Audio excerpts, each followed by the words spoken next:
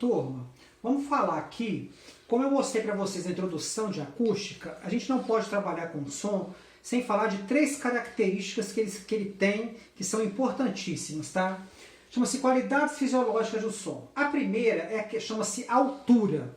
A altura, gente, é uma característica que o som tem de distinguir um do outro através da sua frequência com que ele é emitido. Emitido significa que o som ele é lançado, né? Ele é jogado. Então vocês têm que gravar, eu fiz aqui um resuminho muito básico, muito fácil, que vocês não vão esquecer não. Ó, quando um som tem uma pequena frequência, o que é frequência? Número de oscilações. Se ele tem uma pequena frequência, a gente chama esse som de grave.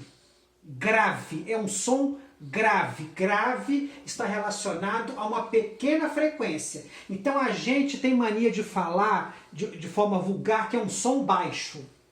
Tá? Isso aqui é uma forma vulgar da gente falar. Tá? Então uma grande frequência é chamado de som agudo e a gente chama isso de um som alto. Olha bem, isso aqui é linguagem física, isso daqui já é uma linguagem já nossa, tá? É uma linguagem já comum, mas que não é, presta atenção, usual. Então vamos lá, se um som, ele emite uma pequena frequência, ele é um som grave. Grande frequência é um som agudo. Nós temos essa mania de falar que é um som baixo, que é um grave, e o alto é agudo. Isso aqui, essa denominação de grave e agudo, baixo e alto, em relação a uma pequena frequência, uma grande frequência, está relacionado com a altura do som. A altura está relacionado com a frequência. Segunda característica importantíssima aqui, intensidade sonora. Ela está relacionada com a energia de vibração da fonte que emite a onda. Energia, potência, ou seja, amplitude. Quanto maior a amplitude, menor a amplitude, nós temos a intensidade aqui. Está ligado com a amplitude, potência sonora. Energia, potência, tá? Amplitude. Quanto maior a amplitude, mais intensa. Quanto menor a amplitude, menos intensa. Vamos lá. A gente tem mania de falar de som forte, não tem? Uma maneira assim social, né? Na nossa vida cotidiana. O som forte que a gente tem mania de falar, está correto a gente falar fisicamente. Ele é um som mais potente. Mais potente. Um som fraco, nós falamos que ele é menos potente. Ô, fulano, aquele som é fraco. Não, tá errado isso daí.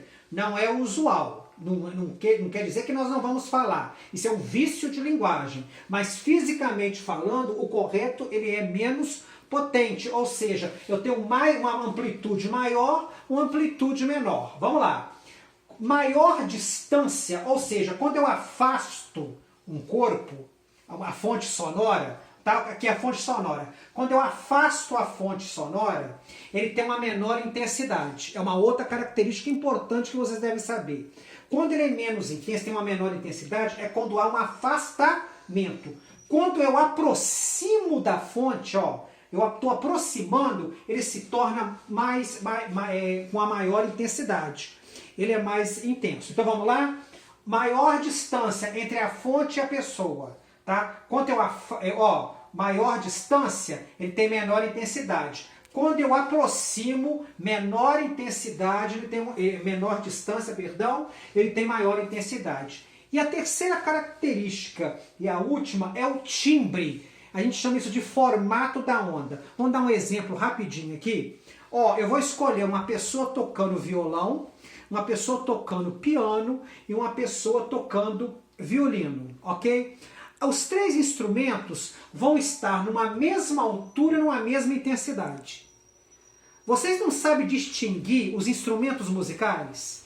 Você não sabe distinguir o som de um piano, de um violino, de um violão, não sabe distinguir? Isso chama-se timbre, porque cada instrumento musical tem um formato ondulatório, um formato de onda. Isso também não é só o suficiente. Isso depende do volume do instrumento musical, do que ele é feito, as dimensões desses instrumentos. O timbre vai te dar a característica da fonte, a distinção das fontes que emitem esse som.